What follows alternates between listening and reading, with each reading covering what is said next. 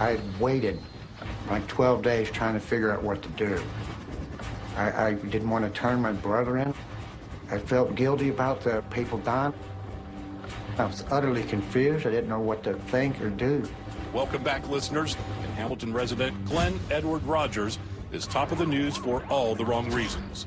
Glenn Edward Rogers, he's wanted by Los Angeles, California for a homicide. He's wanted in Jackson, Mississippi in connection with a homicide. He's wanted in Bossier City, Louisiana for another homicide. He's left a trail of mutilated victims. Come on, let's go! Authorities warn that Rogers is armed and very dangerous. I came to the realization I wasn't turning in my brother. I was turning in a serial killer. My brother hadn't lived there for a long time. In 1995, my brother Glenn Rogers was arrested in Kentucky, wanted for killing women across the country. Could it be my brother was really the worst serial killer America has ever seen? How many people have you killed, Mr. Rogers? Huh? How many people? Glenn Rogers is my brother. He said they haven't even scratched the surface. He said 70. He had murdered 70 women. Did you do this, Glenn? Did you kill those women, Glenn? One-on-one alone. At the jail, you interview me. Did you kill the women? And could it be my brother was the real killer behind America's most sensational crime? Detectives from the Los Angeles Police Department sought and obtained a warrant for the arrest of O.J. Simpson, charging him with the murders of Nicole Brown Simpson and Ronald Lyle Goldman. So are you a suspect on O.J., are you a suspect? Now, Glenn told me when he called, she guess who I'm partying with, Nicole Simpson. Actually, what he told me, he says, they got money, they're well off, and I'm taking her down. My brother is killing dozens of people, and I'm the only one who knows it. If I don't say something, I am just as responsible. If Glenn ever gets an opportunity to watch this, I'd like to know I really did love him. I don't want... I don't know what else I could have done.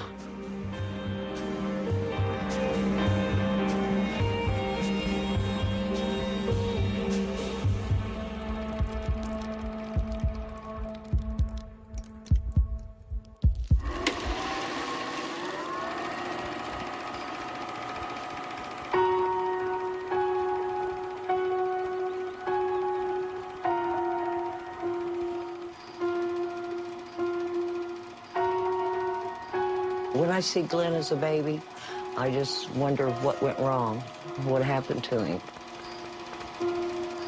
You know, he's just a little innocent child to grow up to be a monster, so they say, and kill people. I don't know what happened. How many people did you kill? I think you either go one way or you go the other. You get filled with love or you get filled with hate and anger. It's what you get filled with first. If you're cared for and loved and encouraged, then you're going to turn out a good person. If you're beaten, tortured, starved, and deprived, you're going to turn out like an animal.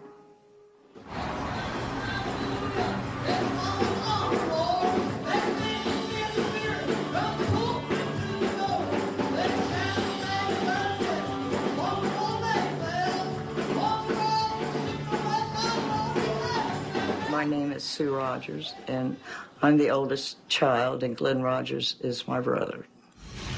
My mother's name is Edna Mae.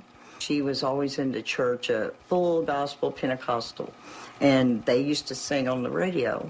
And she was brought up real strict. You know, she couldn't wear pants or shorts. She had to wear skirts real long and no makeup. And they went to church like 3 or 4 times a week.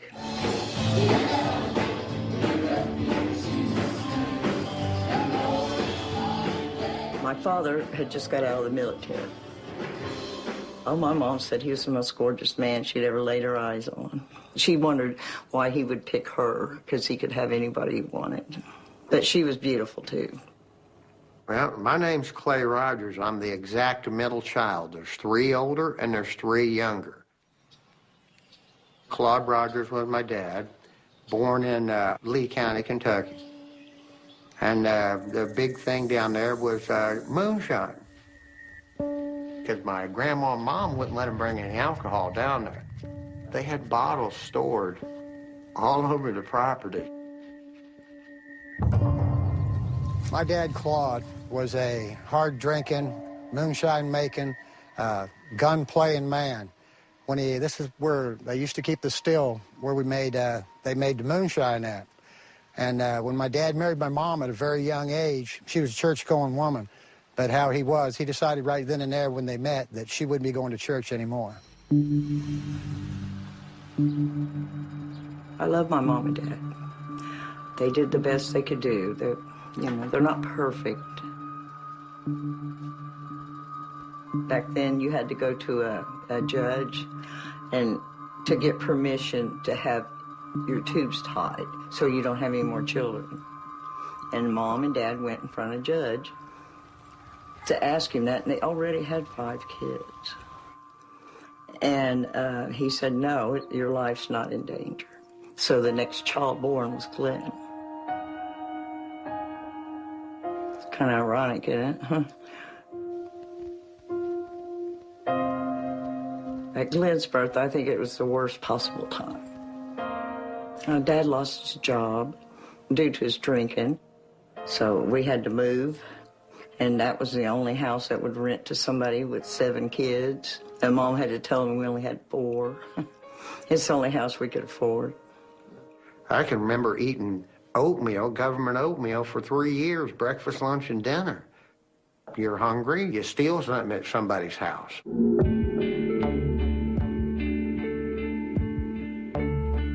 The police didn't, when we got out there and got in trouble, they took us to a nice place and gave us soda pop and potato chips and took us to a safe place to sleep, and there was no deterrent. Nobody was hurting you. You got hurt when you went home. It wasn't a normal childhood, Dad liked to shoot a gun and target practice. Shooting our house up and putting it to my mom's head just was scary. The police didn't scare us, so we weren't worried about committing any kind of crimes, and it kind of escalated from there because we got so good at sneaking in and out to get food that it was a natural escalation to become a burglar or a thief because you got so sneaky and so quiet and so discreet about it, and you were so young, nobody even paid any attention to you. You could take and do whatever you wanted.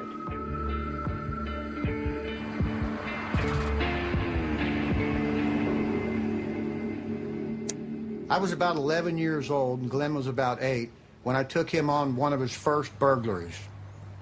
The blue house on the corner is very important because it's the first time in my life where I made a conscious decision to commit a crime, and I took my brother Glenn with me. We ended up almost being caught and jumped off the roof. We got away at that time. Within a couple of days later, me and Glenn were in the park. Glenn hollered at me and says, "I'll be right back." Didn't know what he was doing, but he went right into that house with a lady in the yard hanging up laundry. Went in and took her money, came back out the front door and over to the park to me. That's the first time that I realized that he was willing to go to much more extreme than I was.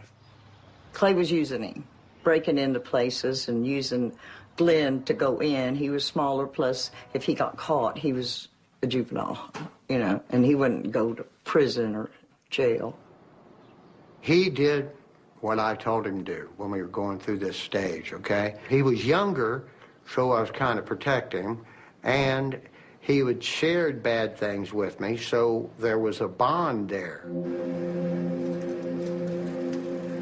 What I've been doing is going through the microfiche at the libraries and looking up old stories about us, like this 100 burglaries in 90 days that we were arrested for back in 1973, 74, and 75. The judge branded me the ringleader, so I got sent to reform school. Then I got shipped off to the Army when I turned 17. Glenn spent his teens going in and out of Ohio's juvenile prison system. Glenn was sentenced to TICO, which was a reform school for juvenile offenders. And while he was out there, a couple of the guards, I've seen evidence of it, were sexually molesting him while he was there. I even seen one of the notes that the guard had sent back with his mail to his cell. Get back to your cell, get it up, I'll be there in a minute.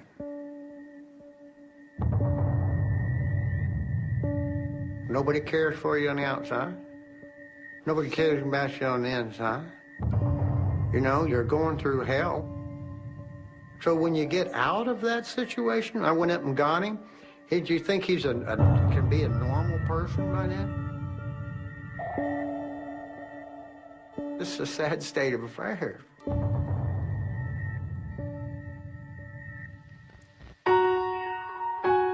Glenn just got out of reform school, and one of his friends told him that a girl that he used to see and like was in the hospital, that she'd had a baby, and that they won't let her out of the hospital because she has no address or nowhere to go with the baby. So Glenn went up there, and next thing I know, he come to the door with Debbie and a little baby.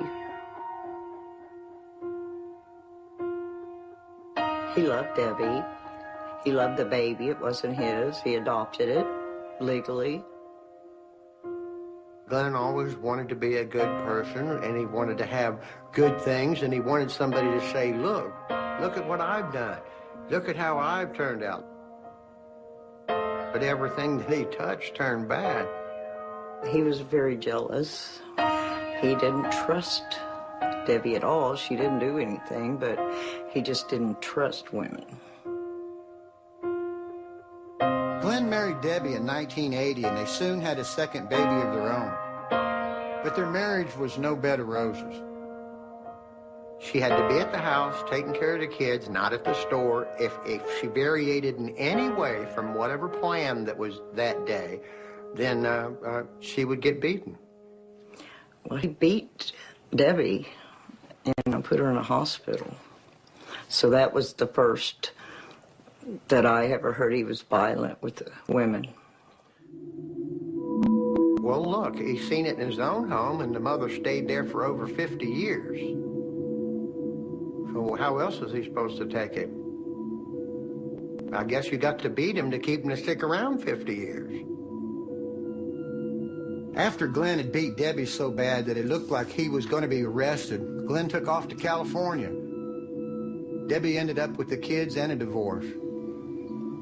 Glenn stayed in Los Angeles, still wanting to make a family of his own. He met another girl, her name's Kathy, and they had one child, a boy. But that marriage didn't work out either. A lot of people split up. A lot of people get divorces and have kids. But if you take a certain kind of person that this is their life and it means everything to them, everything, their being, their reason for getting up in the morning, and you just take it from them. You know what I mean? Of course, not only are you going to be angry, nowhere to turn, but eventually you're backed into a corner and an act of violence come out.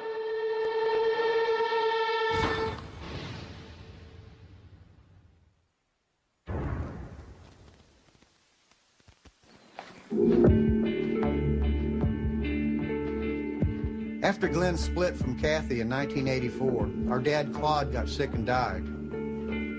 Glenn started to unravel even more. He was doing drugs, getting arrested a lot, and traveling across the country when he wasn't in jail. And when he came back home to Hamlin, he'd be more violent, taking more risks and more chances. This is a sketch of an armed robber that robbed a gas station down the street from my sister's house with a steak knife, a butcher knife.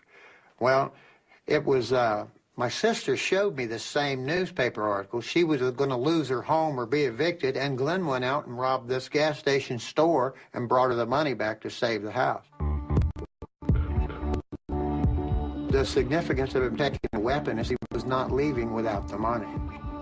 If that person did not cooperate with him at that time, Glenn would have probably killed him. This other article is from the first time that Glenn had got in trouble, and the police offered him a way out. It was 21 people were indicted on drug charges in one night, and all charges were dropped on Glenn, which taught him that he could get away with doing anything he wanted as long as he cooperated with the police on the other side. I've got to know him pretty well. The people in my unit knew him pretty well. Glenn was a really smooth talker. He was a likable guy. He was a drug user himself, so a lot of people had sold to him in the past. Glenn was the one that approached the narcotic unit wanting to be able to work undercover. Glenn worked with a lot of different agencies, and I think a lot of law enforcement agencies may have provided some little training there that helped him kind of get out of some of the problems that he was in that maybe had he not seen all that, he would have not known how to do it. Glenn was using the police as much as they were using him. No matter what you're doing out there in the street, no matter what kind of dirt you're doing, if every time the law picks you up, they let you go in order to work for them, you start to thinking you can get away with anything, even murder.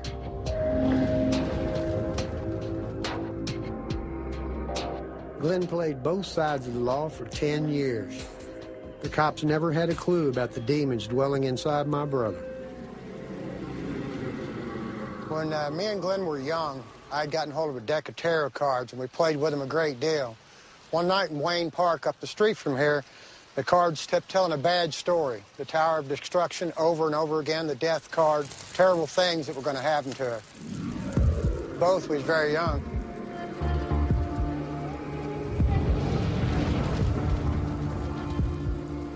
We'd grown up superstitious kids. We'd never gone to church, but the old-time religion we'd come from found us anyway. One time, Glenn and I got taken to the ceremony of the Sin Eaters, where we saw a man eat food off a dead body to rid the deceased of their sins. We got to know about serpents, about Satan, demons.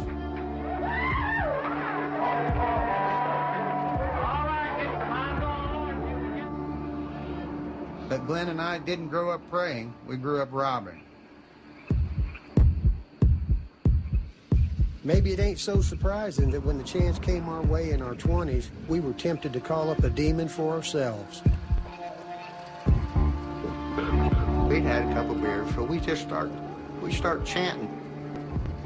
It was like it uncontrolled, like it kept coming faster, faster, and faster. It's like you can't shut up, right? And then all at once you felt it was like claws, insect tentacle claws that clawed in your mouth, down your throat, and inside you, and you could feel it. And all of a sudden it just stopped.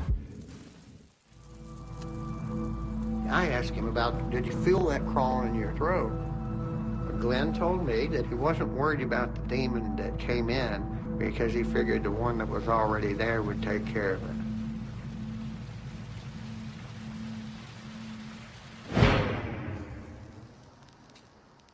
Calling up that demon gave me my first clue that Glenn really did believe something evil lived inside him. We both did. Looking back, it was a sign that Glenn had bad mental problems and no one was giving him help. The danger signs were there in 1992 when Glenn was back in Hamilton and living with a new girlfriend. I had just done 6 months in jail. Glenn had picked me up from the Greyhound bus station in Cincinnati after I'd gotten out.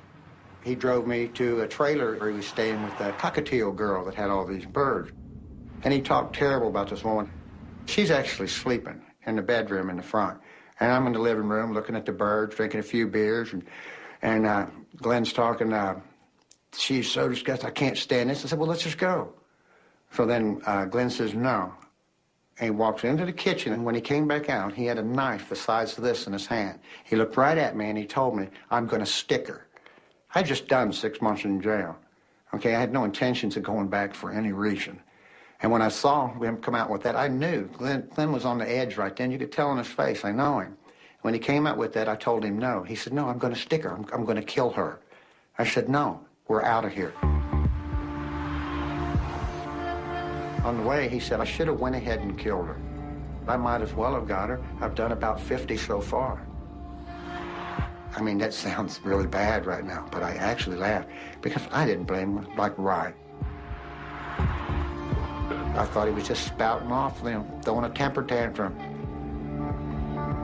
And I figured it'd be better to get on the road. As long as you're moving and something to do, you know, you're not thinking about the things that are bothering you so much. So I got him, took a road trip, and we got busy.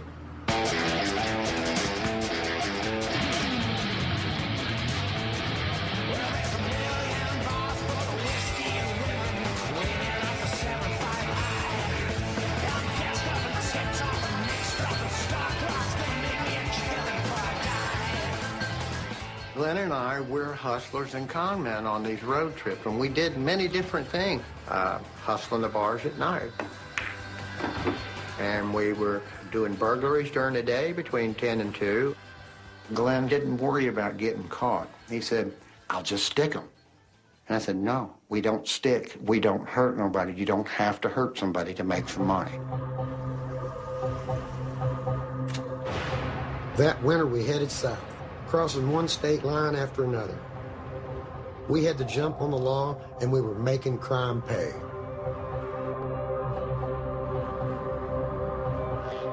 All that trip, I'd heard Glenn mouth off about killing. Then I saw blood. I was at a motel in Valdosta, Georgia. Me and my brother Glenn was staying there. He had left the night before after I'd gotten drunk and passed out.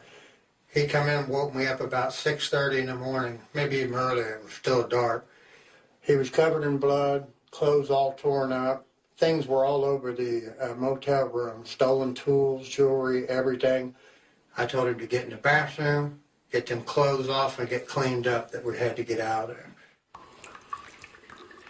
The less willing I was to cross the line in violence, the more he adamantly wanted to cross the line. It was like he knew I didn't want to do it, like I was afraid to do it. And he wanted to show me, look, I can do that.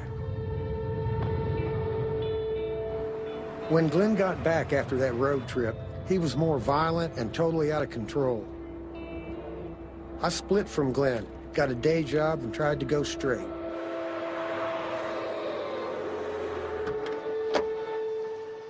When I worked at a donut shop in Covington, Kentucky, one evening late at night, Glenn came to my house, driving the car, yelling up the window for me to come down, because he said he had someone for me to meet.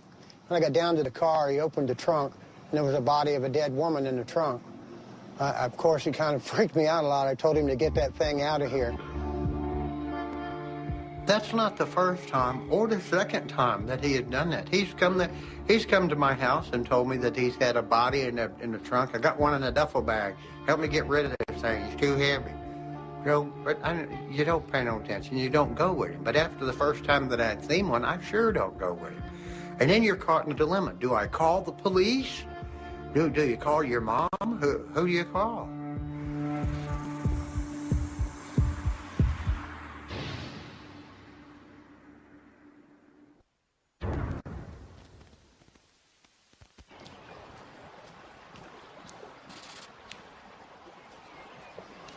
At the end of 1993, me and my brother Glenn had been cutting tobacco in Kentucky when I got into a fight and went to jail for a couple of months.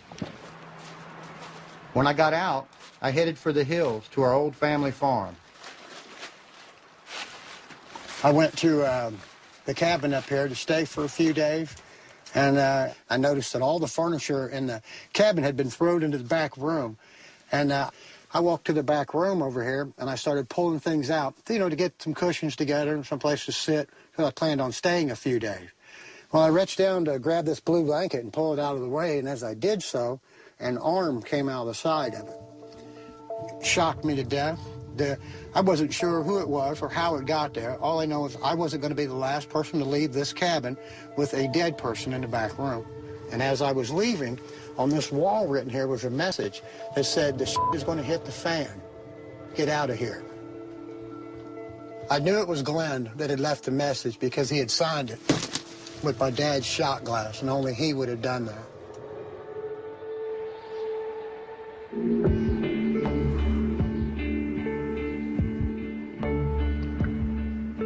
After I'd found the body, I'd waited like 12 days trying to figure out what to do. I didn't want to turn my brother in. I even indulged in the idea of going down there and moving the body myself and disposing of it. Glenn was my partner in crime for many, many years, and he was the closest person in my family that there ever was.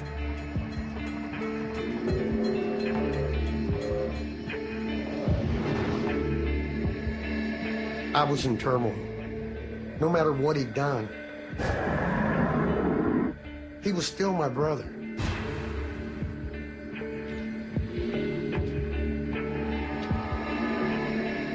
I soon found out that body belonged to Mark Peters. Mark was a friend of my mom. To help my mom out, Mark had offered Glenn a place to stay in his own home. Soon after Glenn moved in, Mark went missing.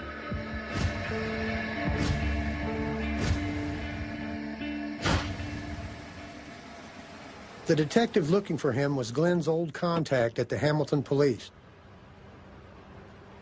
At that time, what happened is it came across my desk a report where a Mr. Mark Peters, who lived in the Lindenwold area of our city, had disappeared. We did a lot of newspaper articles and stories about Mr. Peters. There was all types of public service announcements trying to have people come forward and talk to us about any information they had about Mark. Now, I had two choices. Turn my brother in or cross that line and join you. I think one of the reasons why I didn't become a serial killer and took a different path is because of the tattoos that I had put on my body.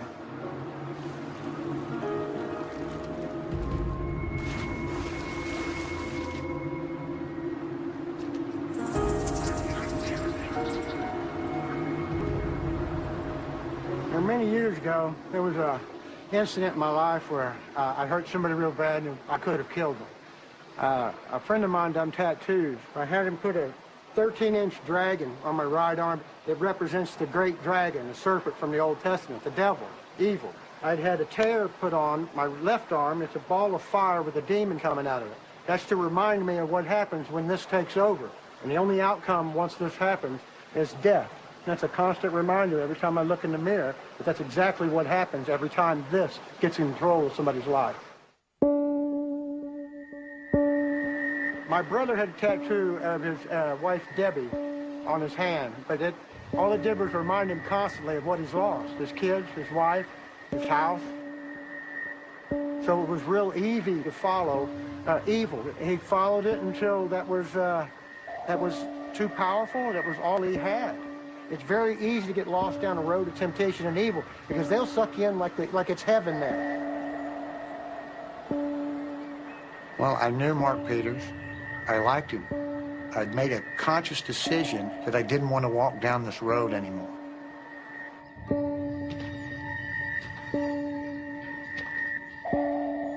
So I called Detective Kilgore, and he told me to come in and give him a statement.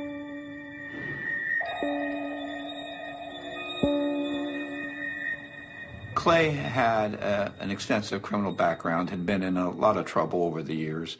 I was familiar with him, and I was a little dubious about the information he would provide. But in this particular case, you know, we had no other leads, and we felt it was important that we talk to him.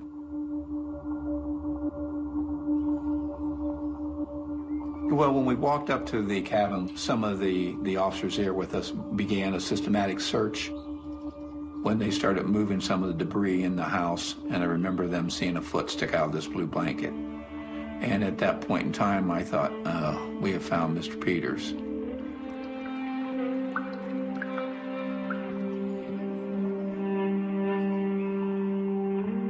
Over the years, Clay and Glenn were very close. What I thought was extraordinary about it, his brother led us to the crime scene. This is the first time in my life where I felt I was doing something that was so right that I actually felt good inside. I came to a realization that I wasn't turning in my brother. I was turning in a serial killer. My brother hadn't lived there for a long time.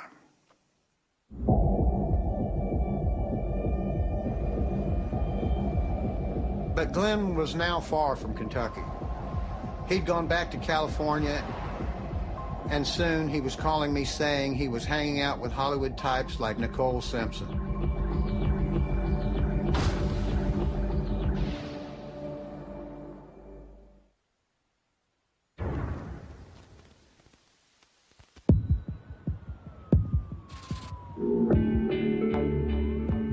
In January 1994, an earthquake rocked Los Angeles. About the time the quake hit, my brother Glenn showed up in town. I was working in Los Angeles at the time. The Northridge earthquake hit earlier that year, and I was working for a company doing earthquake damage.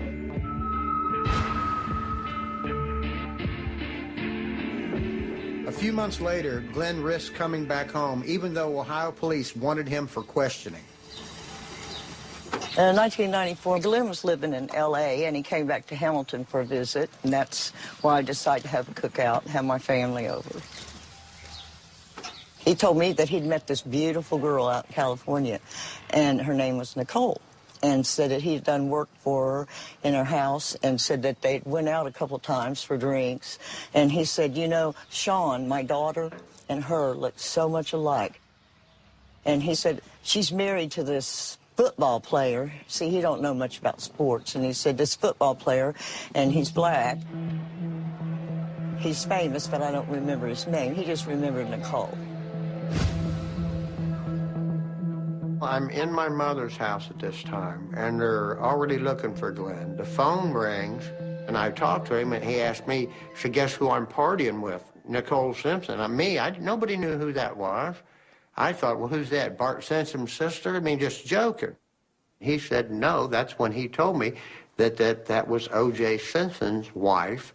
Actually, what he told me, he says, they got money, they're well off, and I'm taking her down. The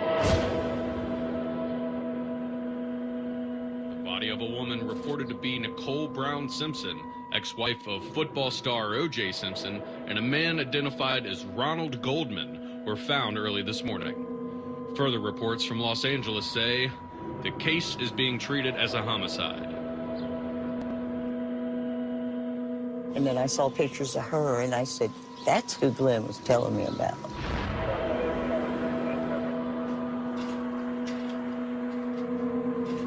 Detectives from the Los Angeles Police Department sought and obtained a warrant for the arrest of O.J. Simpson, charging him with the murders of Nicole Brown Simpson and Ronald Lyle Goldman.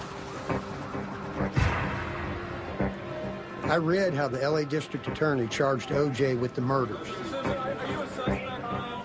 I believed my brother was involved, but who in the hell was going to listen to me? Meanwhile, investigators for the defense found signs that pointed in Glenn's direction. This is where the murder happened. Straight across the street was Nicole's place.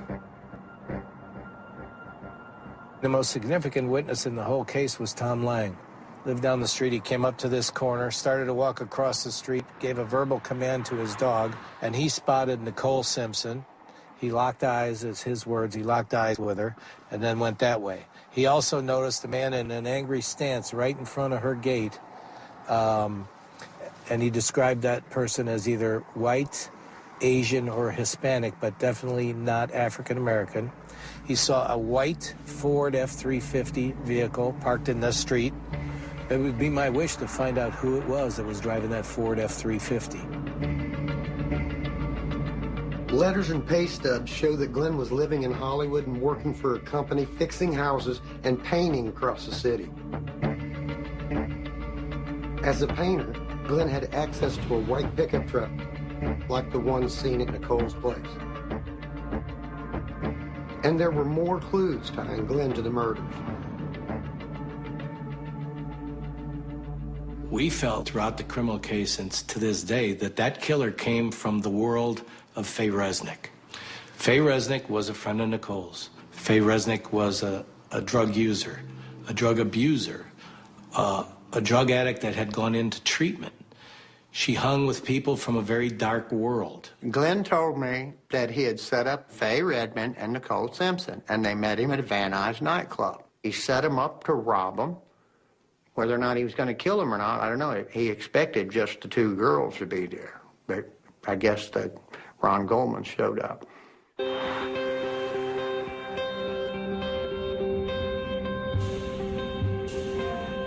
At the time, I had my suspicions, but I didn't know how he did it or if he really was the killer. It'd be years before Glenn would say what really happened.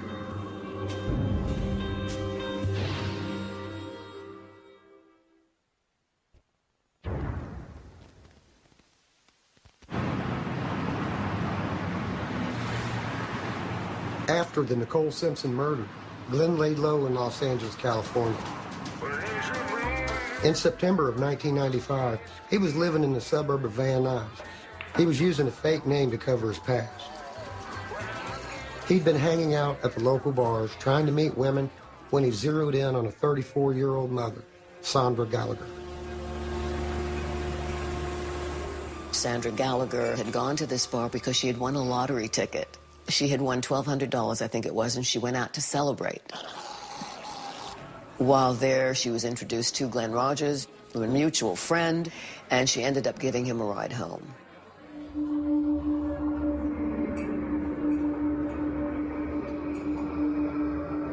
It was horrendous. Sandra Gallagher was found in a truck which had been parked in a parking lot of Convalescent Hospital, and the truck had been set on fire. She had been strangled, and because of the fire, pretty badly incinerated. After figuring out who the body was, police traced Sandra to the bar she'd been at and found out she'd given Glenn a ride home.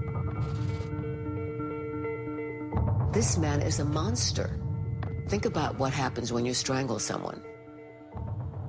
You put your arms around their throat, and you're looking at them, and you're pressing tighter and tighter and tighter, and you're watching that person gasping for breath and gasping for air. And then you finally gave that final snap and they die. That's a very, very up close and personal kind of killing. We tried to locate him and we couldn't locate him. We didn't know where he was.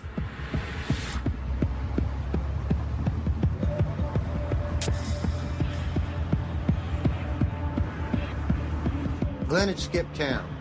He was heading out east, crossing state lines to keep out of reach of the LA police.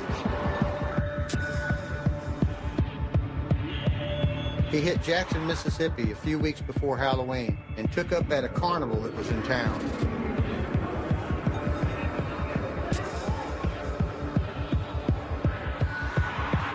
A few nights later, he met a pretty red-haired named Linda Price. Linda had two husbands that had died, and then she had a boyfriend that had died. So 3 men in her family had died. And it was like Linda was just looking for, you know, the love of her life. She was a great sister. We hung out together. She was my baby sister plus my best friend.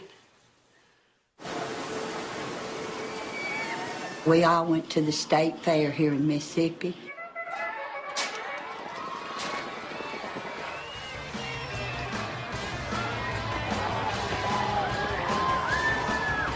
She was walking around the fair and that Glenn was behind her, took a piece of her hair and said, "That's the prettiest red hair I've ever saw."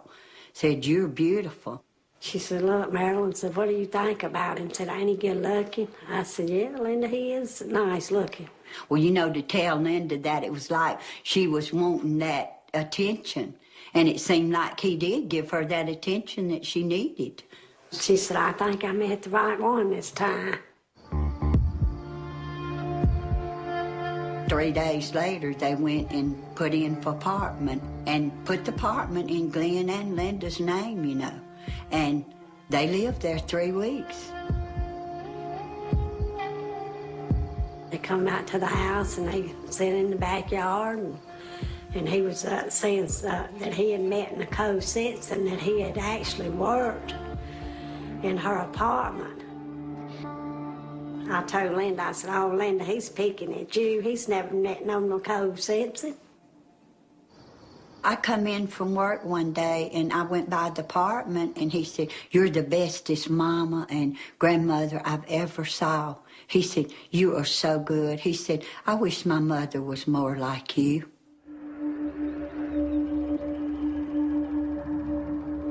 My brother was obsessed with Mom and with women. He could charm ladies and went for women who looked just like Mom. But when he got one, if she stirred up emotions that meant something to him, he'd flip at the slightest hint of being rejected, like a flashback to every rejection he'd felt from our mom in the past. I seen the mean side of him come out when we went to the bar Halloween night. Me and Linda went to the bathroom and was telling me something happens to me. Said, don't let him get by with it. I said, what do you mean if something happens to you, don't let him get by with it, Linda?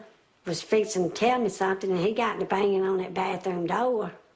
He said, you open this door right now. You open this door. Don't you say a word. You open this door. He was just raging. He said, it's time for us to go. We got to go. He had a mean look on his face the whole time we was driving home. And he got out of the vehicle and he looked at me and he said, you will be next. Well, I didn't, know what he meant by that. I had no idea, he was going to, kill my baby sister.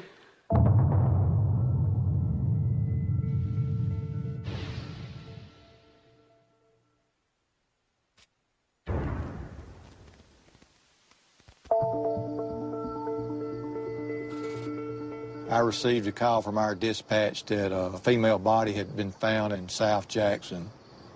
When I got there and was briefed by the patrol officer, I could tell by the way he acted and the way he looked, he was pale and ashen, that he had seen something that was very disturbing.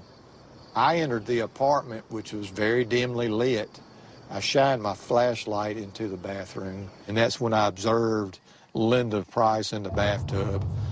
She had been stabbed several times in the chest, and her throat had been cut from ear to ear. A washcloth had been placed on her face. Persons that kill, they don't like to see that death stare back at them, so they place some type of object to cover the face so they don't have to see the death stare.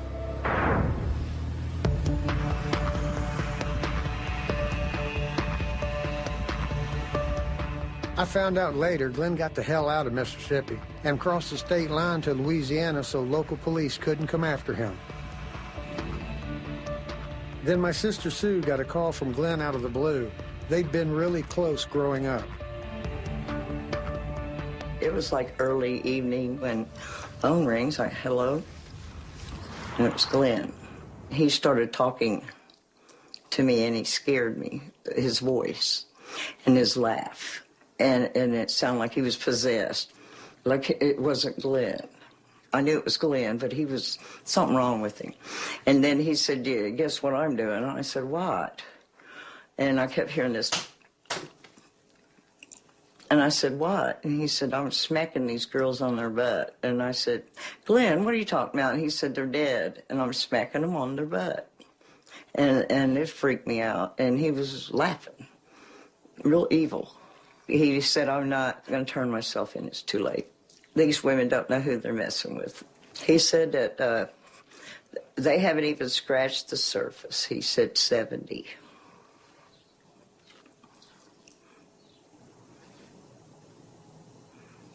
He had murdered 70 women, and it would be, he said, you're going to start hearing about it soon.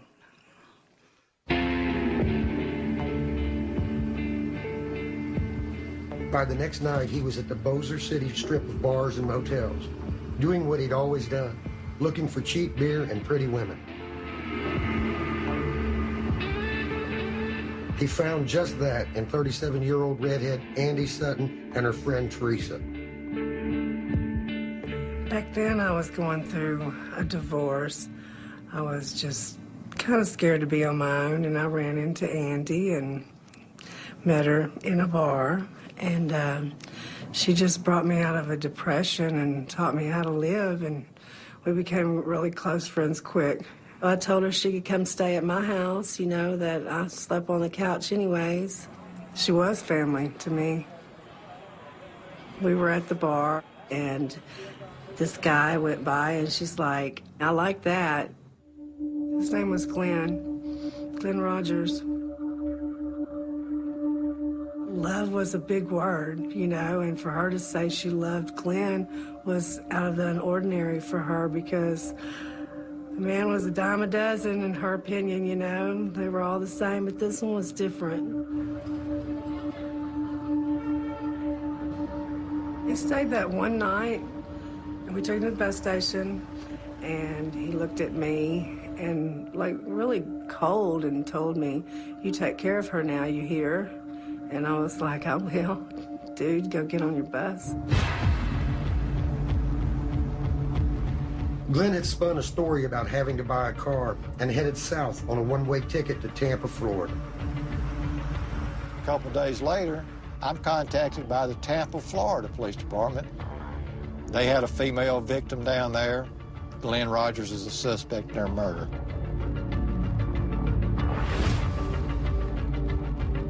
Tina Marie Cribbs was a 33-year-old hotel worker who'd gone through a divorce and was doing the best she could for her 2 kids. 2 nights after Glenn rented a room at the Tampa 8 Motel in Florida, the maid Erica Charleston came in to clean. Erica would later tell the court what she saw. The bathroom door was closed. I pushed it open. I could see a body in the tub. Just a piece of her head. I could see that it was a dead person. Tina had been stabbed twice and her body stripped before being placed in the tub. He was going to commit a murder in the motel room. You put the body in the bathtub before you stab it. That way, when the blood runs out of the body with the shower running, it's not all over the sheets, the blankets, the carpeting, the everything. There's no way. Okay, you leave the body in the tub, it drains all night. In the morning, you roll it up, throw it in the trunk, and drive away. And nobody ever knows it happened. And it's like a forest fire just went out of control, you know. Bodies were showing up, you know, in different states, you know, down south. And my first inclination was, we've got a serial killer on the loose. Police believe that Rogers killed 71-year-old Mark Peters in Hamilton and then dumped his body in Beattiesville, Kentucky in January of 1994. From there, L.A. police say he murdered a Santa Monica woman in Van Nuys in September of 1994. L.A. investigators say he is a man with a short fuse who is killing for purely psychological reasons. Now there were local news reports. My brother was wanted for murder in 3 states. But Glenn hadn't been linked to Tina Marie Cribbs' body in Florida just yet. So by the time he got back to Louisiana, not a soul in them Bossier bars knew Glenn was on a killing spree. She told me my baby's back in town, and I was like, who's your baby? Her baby was Glenn Rogers.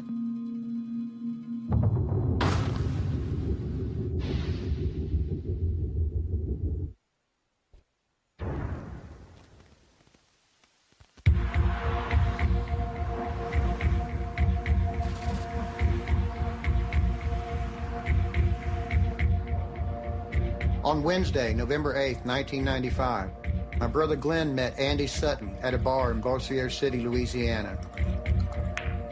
And then they went back to the apartment she shared with her roommate, Teresa.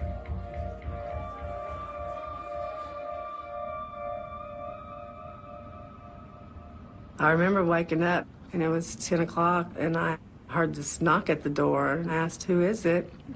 It was Andy's ex-boyfriend that she had been trying to get back with. So I told him just a minute because I figured she was back there with Glenn, and I didn't want that situation to be a drama scene. So I went and knocked on the door, and I got no answer. And I knocked again, and I got no answer. And then I finally just opened the door, and when I went in there, the covers on my waterbed were just tucked like there was something wrapped under the blanket. And I called out her name, and I heard nothing. And then I pushed on the blanket, and still nothing.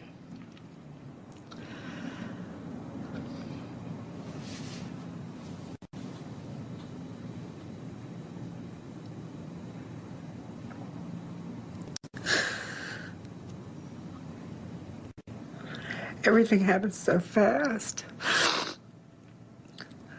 I pulled the blanket off of her, or off of whatever was under the covers at that time. I pulled the blanket down, and there was a pillow on somebody's head, and it was a person because there was a naked body there, but I didn't know if it's a boy or a girl because it was so flat.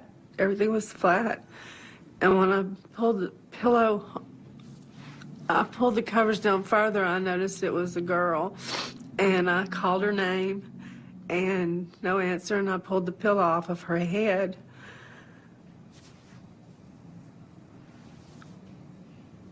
And she had this horrible, excruciating look on her face.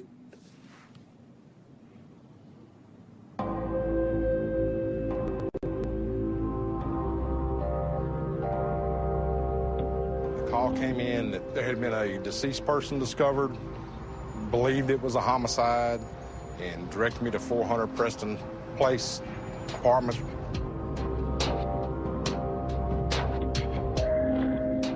There was a pile of dirty clothes next to the bed.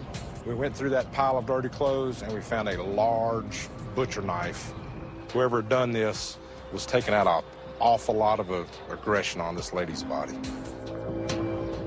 Multiple stab wounds. She had defensive wounds on her fingers and her arms. It was just a brutal death, bad.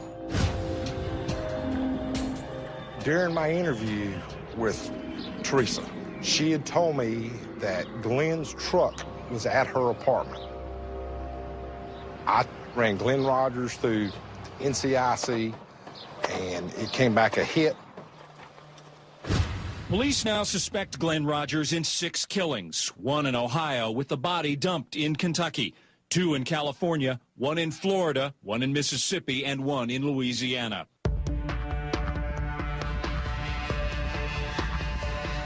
My brother had killed 3 women in a week, and that was all over the news, all over the country. Hamilton homicide investigators say they are working with Kentucky State Police and the Los Angeles Police Department in the widening hunt for Glenn Rogers. Paul Schaefer was a local reporter who took a personal interest in trying to stop the killings. He even went to see my mom to talk her into doing something about Glenn. On the day I showed up at Edna Rogers' front door, the trajectory and the intensity and the seriousness of this spree and the sense that we all had that this could get worse before it got better, it was very important to reach Edna and at least try and get a message out to him. Glenn, please, if you hear this, I'm begging you, please give up. Please. I love you very much, and I believe in you. Please. Please give up. When the murders became big news, Glenn's phone calls to my family started turning nasty. I was begging him. I said, Glenn, I'll come to you and I'll go with you. And he said, no, they'll shoot me. There's a shoot to kill on me. And I said, well, what do you want me to do? And he said, I don't know if I would ever kill anybody I'm related to, but I'm not sure. After talking with police officers and detectives and family members and others who had interacted with Glenn in earlier years, it was very clear that he came from a very dysfunctional home. And it was my sense strongly that this was a man that likely wanted to kill his mother and others, but principally her. I know you don't want to hurt me. You love me too much, and I love him. She thought he was coming back to kill her and Bob, her boyfriend at the time. My mom, Edna, has started seeing Bob after our dad, Claude, had been turned into a cripple by a stroke. She'd been nursing my dad back to health for 2 years until his death in 1987, and then moved Bob in, which totally pissed Glenn off. You know, it might seem surprising to people. Why would he lash out at his mother if his father or others were actually the sources of the abuse? And there's a dynamic in dysfunctional families where the person who should have protected him, not necessarily the abuser, but the person that should have protected him from the abuser, becomes the focus of a great deal of anger and hostility. Glenn was killing his mother repeatedly in these women he killed.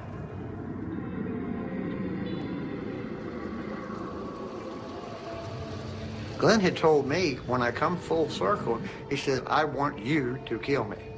He wants to pass on the demon when he comes full circle. That's why he was coming back to Hamilton. He was going to come back around and kill anybody. He says, you'll either end up shooting me or I'll shoot you.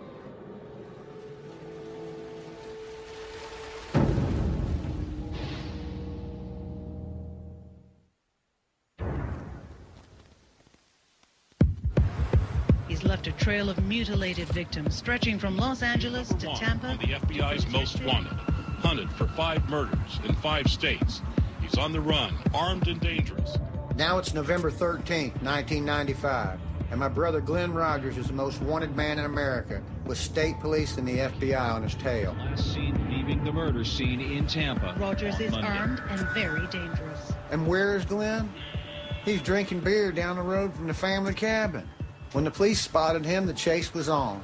He rolled his window down through a beer can out hitting on the front of my car, on the hood of my car. He then drank another beer and threw it out and hit on the hood of my car. I was afraid that this may be a bit shootout. You know, he may decide this is the way I'm going out.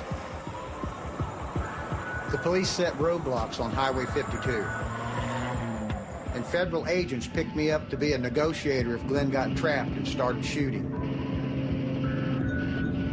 At the time it's happening, I didn't have a lot of time to think about what I was actually doing.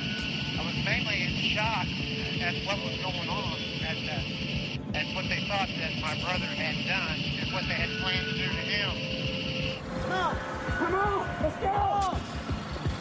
They were hoping to get there in time to prevent any problem that might happen with his arrest.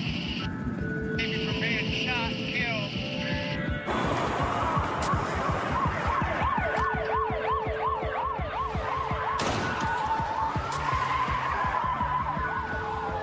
My brother was still driving the white Ford Festiva he'd stolen from Tina Marie Cribbs after killing her in Florida. He pushed that little car to over 100 miles an hour before troopers ran him off the road outside Waco, Kentucky.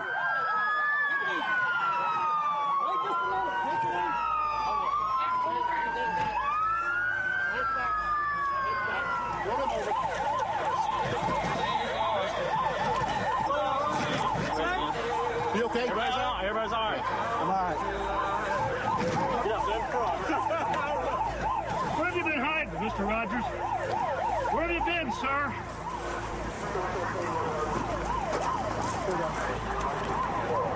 How many people have you killed, Mr. Rogers? Huh? How many people? You know, looking at this is emotional for me. This was a victim's car, and in that car was pieces of her jewelry and earrings, and there was a lipstick thing, and seeing that car made it very, very, very personal. Glenn, did you do this? One-on-one, talk to me in person alone. Did you do this, Glenn? Did you kill those women, Glenn? One-on-one alone. At the jail, you interview me. Did you kill the women? You hear me? Did you kill these women, Glenn? No.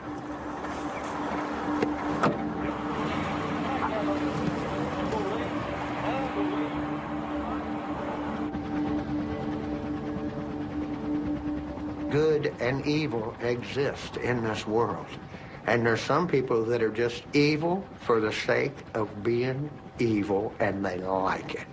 Would you put your brother Glenn in that I think Glenn would have been a wonderful father, a great human being, but he wasn't given the tools that he needed to become that person. Instead, he was given the tools to become the exact opposite of that.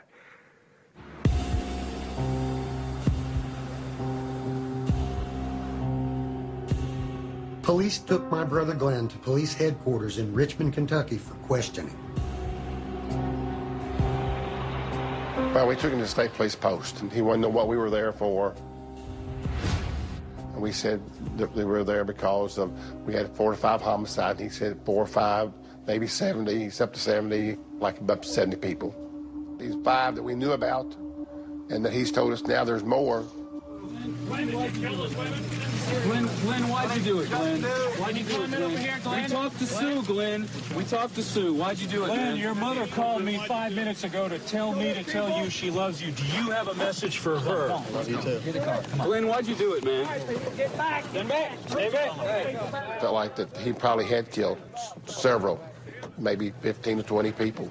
I'm not sure he did the 30 or 40 or 70, but I think he has killed more than what we know, because he killed those 3 or 4 real quick.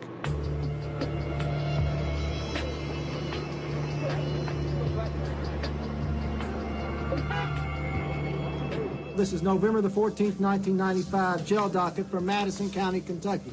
I'd like to call the case of Glenn Edward Rogers. Mr. Rogers? Yes, sir. I want to read to you at this time your rights. When a case like this comes to a climax and a guy like Glenn is arrested, police departments all over the country start pulling out their unsolved cases and looking to see, could he have been linked to this? And this was happening all over. Glenn was under arrest and the suspect killings. There was Cynthia Berger in California, Jean Ludwig in Michigan, Valerie Brooks in Kentucky, Kayla Mayberry in Louisiana, as well as Carrie Gaskins, Kelly Camargo, and Tommy Wolsifer in Ohio. My phone rang nonstop in my office from agencies all over the United States and Canada calling, inquiring about our investigation and trying to find some link, you know, maybe to some unsolved murders that they had in their jurisdictions. Basically, if Glenn is connected a smidgen of these other agencies, there's a lot of bodies that he's responsible for in the United States.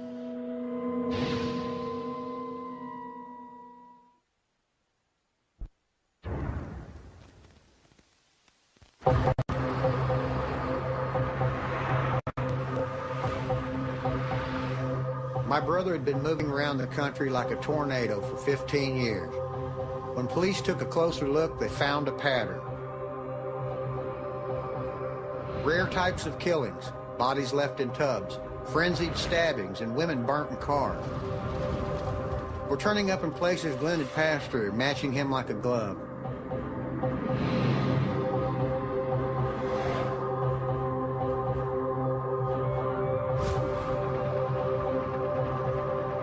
Journalists began checking on what my brother might have done. I started walking the streets of Hamilton, asking people if they knew Glenn Rogers. I asked if there were any other unsolved murders in Hamilton at the time. And by now, this was about 1.5 years after the death of Mark Peters, and soon found that indeed there was. There was an Emerson Skinner, lived 2 doors down from Glenn. Emerson Skinner died brutally, 28 stab wounds. Emerson Skinner was a taxi cab customer of Glenn Rogers. Right away, I started finding bodies. And every time I found a body, there was a trace of Glenn Rogers there. Right hand there with the yellow. Police decided to take a closer look at our cabin in Kentucky where Glenn had left Mark Peters' body. We're searching for any evidence of human remains. I learned later searchers found human bone and hair in 2 fire pits which could not have belonged to Mark Peters. A sign Glenn had killed at least another couple of people up there.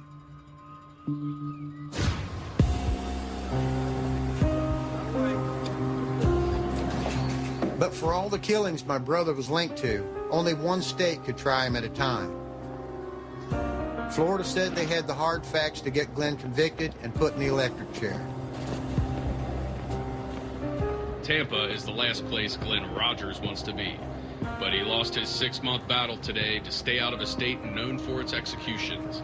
If prosecutors get their way, Rogers won't leave Florida alive. From the first time I talked to him in Hillsborough County Jail, I told him his only recourse was to come clean, and at least that way they would know that he was sick to begin with, and he'd have some shot, or maybe life in prison. He has something that he most definitely wants to say, not sure who it's to. It turned out it would be a criminal profiler called Anthony Mioli who first wrote Glenn in 2009. He was trying to figure out what could turn a man into a killer, and Glenn began sending letters back to him. Over the past 2.5 years, we've been writing on a regular basis. It took about 6 or 7 months before I received my first initial breakthrough. Rogers had revealed to me a traumatic childhood event that occurred with his father around 1975 or 1976, putting him around 13 years of age. And he went into great detail. It was the 1970s. I was forced to go to work every day at 3:30 p.m. with my dad. He was a janitor for the United Way in Hamilton, Ohio. On many days, he would bring a lady back with him and go to the basement. On one night, he did the same. Earlier, Mom had called about 10 times. I said he was outside working. She called me a liar and cussed me out over and over again. A while later, the lady came up from the basement and says your dad wants to drink from the jug. The phone was ringing nonstop. She grabbed my face cheeks and says, "You be a good boy." I said, "You ain't my mom. You're a damn whore." She said, "Your mother's a stupid bitch," and walked down the hallway. I got really, really pissed, and the damn phone was still ringing. I jumped up, ran down the short hallway, and pushed her from the back down the basement steps. Then, out of fear from hearing my dad yell, I ran and hid in the closet. I heard screaming and yelling, and then all of a sudden it went quiet. It seems like forever. Then my dad calls my name. "You good for mother bastard? You done it now. You killed her. She's laying on the floor." I couldn't tell if it was blood on the floor or if it was wine. He said, "Boy, we gotta clean up this mess." Kept saying, "You can't tell anyone or they will put you in prison and beat you every day." I felt scared, but good also. It was the first conversation I ever had with my dad. In a strange way, it changed things forever. We got her, put her in the trunk of an '88 Oldsmobile. We crossed the Kentucky Bridge into Kentucky. Then Dad pulls over, drags her and carries her to the side of the road. Comes back, shuts the trunk, and gets in the car. He says, "Boy, a snitch is the worst kind of person. When we get home, you don't say a word." But what he didn't know is I wanted to brag to Mom and say, "I killed that bitch for you. She called you a name." But I knew better. After this, Dad didn't take me to work anymore. Didn't even look at me.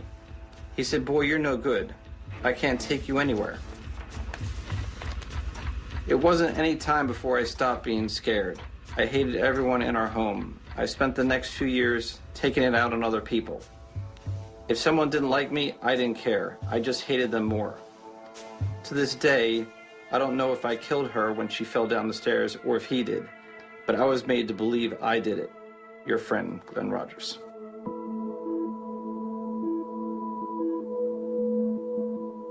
And nothing ever happened about it. It's not that hard to get away with.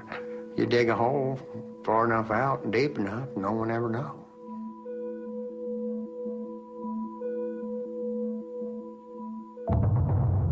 This murder was Glenn's first big confession to the criminal profiler. Now Glenn was ready to come clean on another crime, the murder of Nicole Brown Simpson.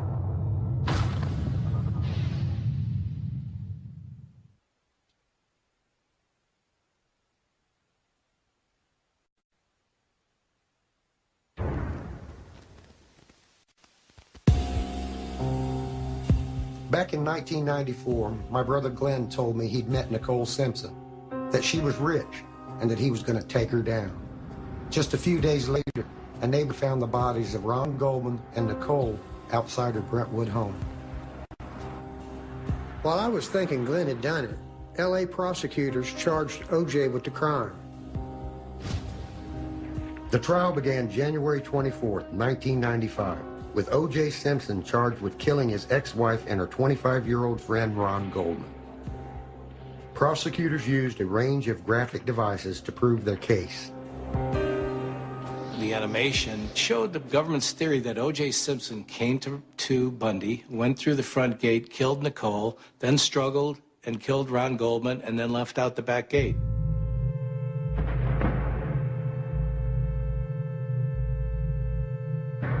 But the prosecution changed their claim on how the victims had been attacked when new evidence was laid out by the coroner. Dr. Lakshmanan said Nicole's head was slashed. She was banged against the wall and knocked unconscious. At that point, the prosecutor revealed a new theory. The murderer left Nicole and killed Ron Goldman, then came back for what is described as the coup de grace.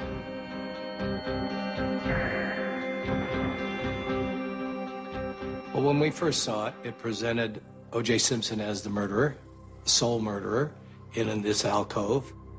It just didn't fit. By that time, we'd come up with the fact that there had to be more than one person.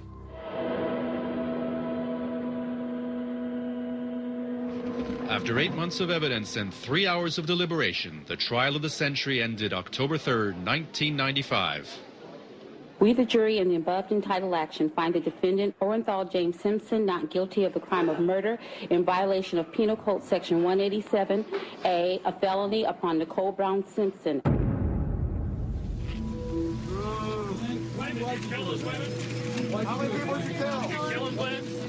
6 weeks after O.J. was found not guilty, the law caught up with Glenn. It wasn't long before my brother was dropping hints about his past crimes. First time I heard about Nicole Simpson and Ron Goldman's murder, I was in my office in Van Nuys and really thought nothing more about it. One day I did receive some letters from a prison inmate indicating that Glenn Rogers had written to him that he had met Nicole Brown Simpson, and the inference was, and you know what else?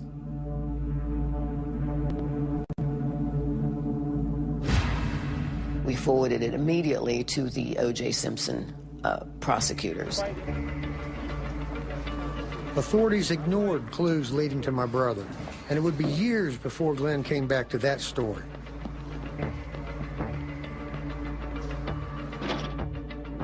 Glenn wasn't going to drop hints and letters this time. My brother had learned a new trick during his years on death row: how to paint. These are pictures that Glenn Rogers actually drew in his cell at various times during our correspondence.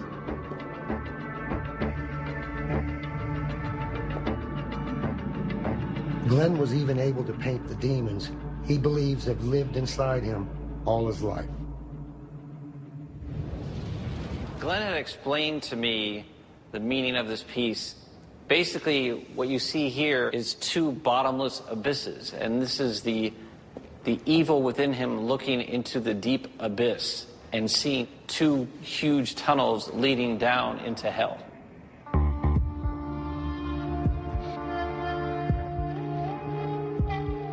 At first, Glenn drew what took over his mind when crimes occurred.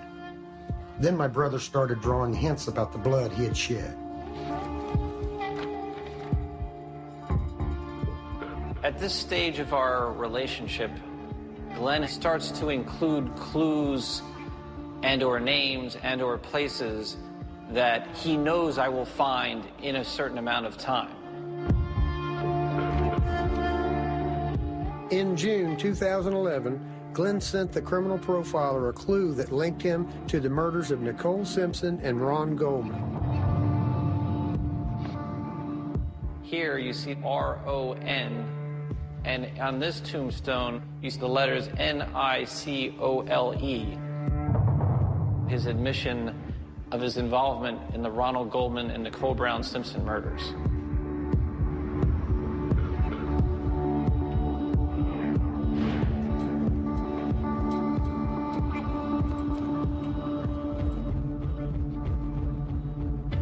After getting many letters and paintings, the criminal profiler wanted to confront my brother in person to get the evidence he needed. He paid a visit to Florida's Union Correctional Institution. Finally, years after the murder, Glenn was ready to tell his side of the story. Department of Corrections puts out what they called cold case homicide cards. We would grab different games and talk for 6 hours a visit. After I asked him that he had not sent me any specific information regarding his involvement in the O.J. Simpson case, he said, I had, you just didn't pay attention to the clues. I challenged Glenn to prove that he had actually committed the murders, that only the killer would know what the actual murder weapon looked like. And so Glenn drew the specific weapon.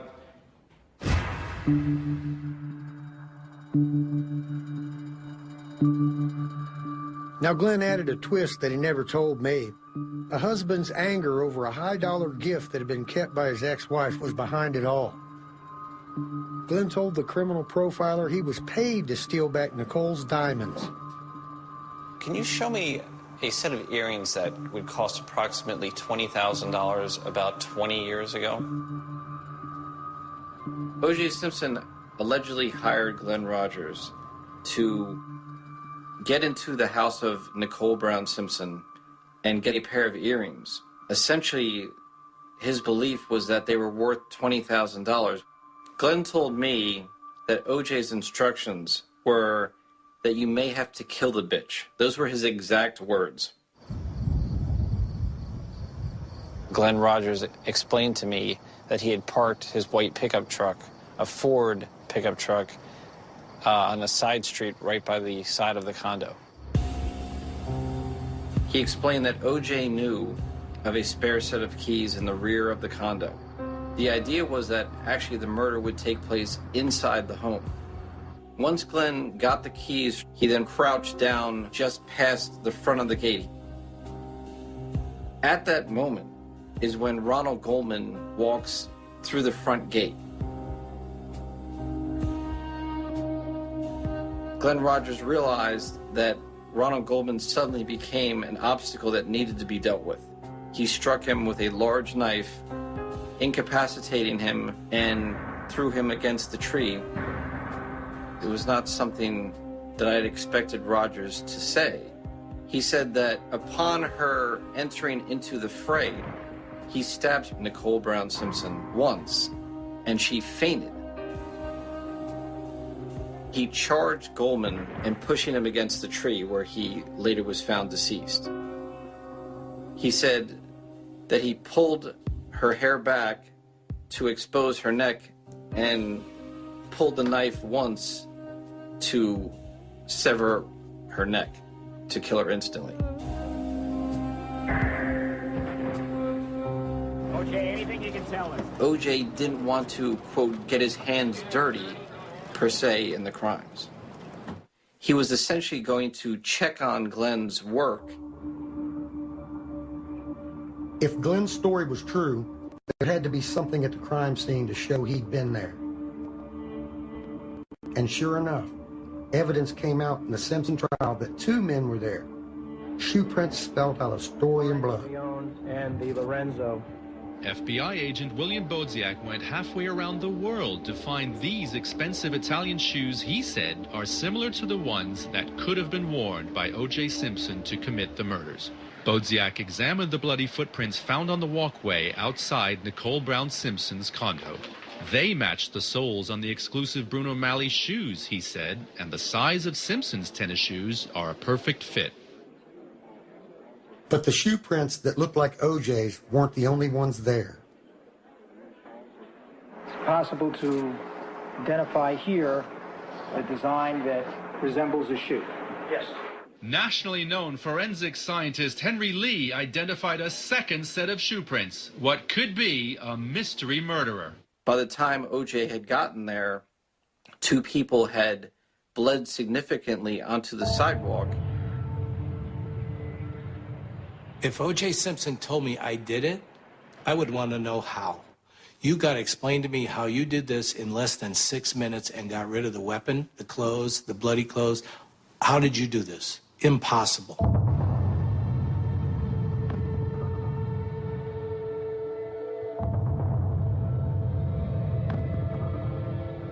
I'm absolutely certain that my brother Glenn killed Nicole Simpson and Ron Goldman.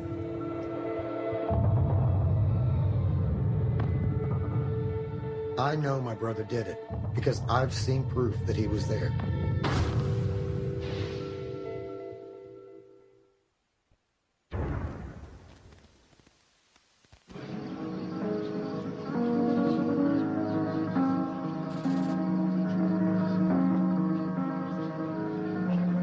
Somber members of the Brown family attended a candlelight vigil marking the first anniversary of the death of Nicole Brown Simpson and her friend Ron Goldman on June 12, 1994. Family members wore angel pins in memory of Nicole, who had collected angel jewelry before her death.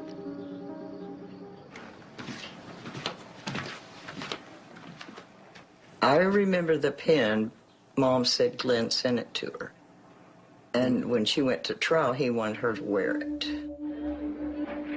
In 2010, I'd got another letter from Glenn, and this is what it says. At my trial, Mom has on that black vest top, and pinned to it is a gold angel with a diamond in its hand. I sent that to Mom the day after the situation in Brentwood. It's something everyone missed. I believe that that angel pin is absolute proof that Glenn killed Nicole Simpson and Ron Goldman. The same pendant taken off her body. The same pendant that my mom wore on her vest into the courtroom in Hillsborough County Jail.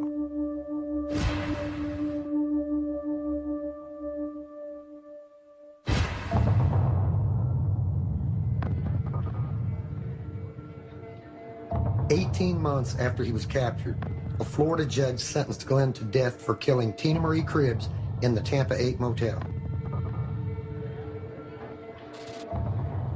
May God have mercy on your soul. On July 16, 1999, California sentenced Glenn for the murder of Sandra Gallagher, who was found in her burnt-out truck. Now, this man not only attacked our daughter, he brutalized her, he raped her, he set her on fire, killed her. This man does not deserve to live. After that last trial, my brother became one of the few men in America sentenced to face 2 separate executioners. And because of that, other families like those of Linda Price in Mississippi could never get their day in court. Just about every other state where Glenn was suspected quietly dropped their investigations. I feel like my involvement in the Glenn Rogers cases, whatever minute or big they may be, I feel like by him being executed that I contributed to the point that he's about to be at. And I've got great relief knowing that. They took a part of my life, my baby sister, and I had a dream about her, actually, and right after, probably a couple of years after, you know, it happened, and she was laying on my floor, and she was telling me, don't let him get away with it. Said, you make sure he gets justice, because you know he killed me. In my heart now, I believe he will, you know, get his judgment.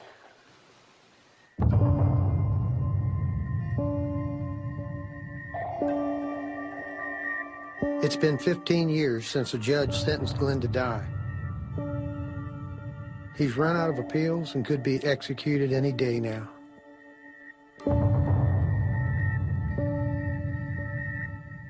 He has said he just wants me there to witness. And I'm not going to do that. I can't live with that. I can't watch somebody die, especially my brother. On the day that the execution does happen, and I'm sure that it will, I'd like to be right there. I don't think anybody else will. I want somebody to be there and he knows is there for the right reason. So what is the right reason? To let him know that I understand. It could have been me.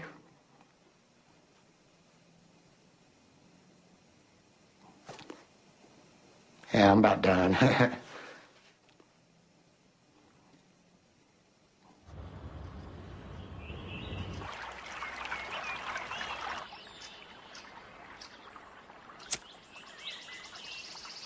This is the Rogers Family Cemetery in Lee County, Kentucky. Our family's been buried here since 1840. My brother Glenn is on death row, and this is where he wants to be buried.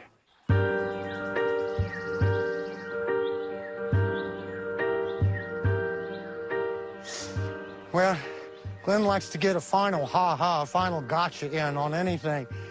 And what would be the best gotcha ha-ha to be buried next to his murder victims that you don't even know he did. The dirt is all loose. So's the grave next to it. Glenn told me the best way to get rid of a body is find a fresh dug grave. Move the dirt over, put the body down in it, cover the dirt back up, lay the sod back down. Nobody never know it's there. If there are people up here, we need to know. I got a message, Glenn. Time to come clean. It's getting too close. It's been too long. You know, come clean, bring closure to everybody, and show everybody that you're not the animal that they think you are. Okay? Just do that for me.